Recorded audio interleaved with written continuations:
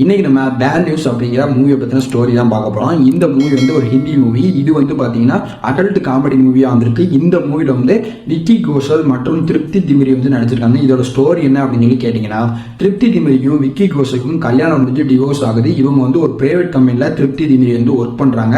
Work பண்ணிட்டு இருக்கும்போது அங்கே வந்து ஒரு பார்ட்டி அப்படின்னு சொல்லி கூப்பிட்டதுக்கப்புறம் அங்கே இவங்க ட்ரிங்க்ஸ் பண்ணி தன்னுடைய நிலை தருமாறி அவருடைய ஓனருடைய வந்து நம்ம திருப்தி திமிரி வந்து தப்பு பண்ணுறாங்க, மேட்ரு பண்ணுறாங்க. மேட்ரு முடிஞ்சதுக்கப்புறம் தன்னுடைய வீட்டுக்கு வந்து பார்த்தா தன்னுடைய எக்ஸ்கிரஸ் பண்ணி விக்கி கோஷல் அங்கே இருக்காரு.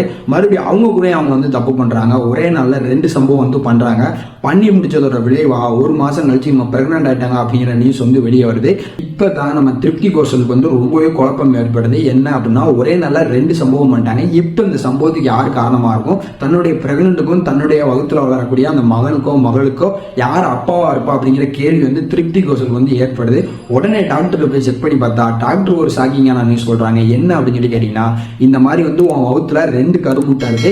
2 கருமுட்டையிலையும் ஒவ்வொரு பிள்ளையும் வந்து வளருது. ஸோ உனக்கு வந்து ட்வின்ஸ் பிறக்க போகுது அப்படி மாதிரி வந்து டாக்டர் சொல்றாங்க. அதுக்கான ரீசனையும் வந்து சொல்றாங்க. இந்த மாதிரி வந்து ஒரு ப்ராப்ளம் இருக்கு.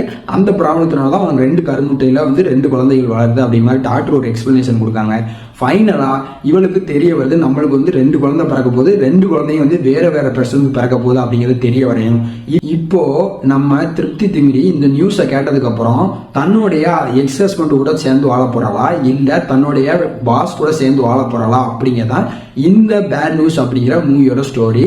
படம் எப்படி இருக்கு அப்படின்னு சொல்லி கேட்டீங்கன்னா, படம் ஃபர்ஸ்ட் ஹாஃப் வந்து தாறுமாறா மிரட்டி விட்டாங்க. அதுக்கு மிக முக்கியமான காரணம் வந்து விக்கி கோஷலும் மற்றும் இந்த திருப்தி திமிரினா இவங்களோட பேரிங் வந்து ஸ்க்ரீன்ல பார்க்கும்போது ரொம்ப சூப்பரா இருக்கு. இவங்களுடைய அந்த ஒரு லவ் போர்ஷனா இருக்கட்டும், காமெடி சீன்ஸா இருக்கட்டும், எல்லாமே சூப்பரா ஒர்க் ஆயிருக்கு. அதுக்கு மேல விக்கி கோஷலுடைய அந்த காமெடி சீன்ஸ், டான்சிங், ஆக்டிங் எல்லாமே மிரட்டிட்டாரு அப்படின்னு சொல்லி ஆகணும். செகண்ட் ஹாஃப் தான் ரொம்ப சொதப்பி வச்சிருக்காங்க.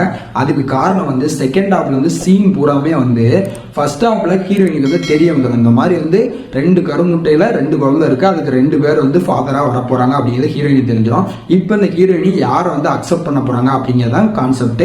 இப்போ இந்த செகண்ட் ஹாஃப் மூவ் ஆகும் போதே அந்த ஹீரோயினை இம்ப்ரெஸ் பண்றதுக்காண்டி 2 ஹீரோவும் மாத்தி வந்து இம்ப்ரெஸ் பண்றதுக்கு நிறைய விஷயங்கள் பண்ணுவாங்க.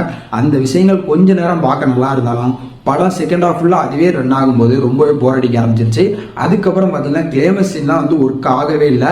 ஏன்னா எமோஷனலாக கன்வே பண்ணுறதுக்கு நிறைய ட்ரை பண்ணியிருந்தாங்க. நம்ம தமிழ் ஆடியன்ஸாக இருக்க போய் அந்த எமோஷனல் சீன் வந்து ஒர்க் ஆகலையா என்னன்னு தெரியல. ஆனால் ஹிந்தி ஆடியன்ஸுக்கு இது கண்டிப்பாக பிடிச்சிருக்கும். இதனால தான் எனக்கு செகண்ட் ஹாஃப் வந்து பிடிக்கல. செகண்ட் ஹாஃப் தான் சொதப்பியாக வச்சிருக்காங்க. படத்தோட டியூரேஷன் 2 மணி நேரம் 20 நிமிஷம்.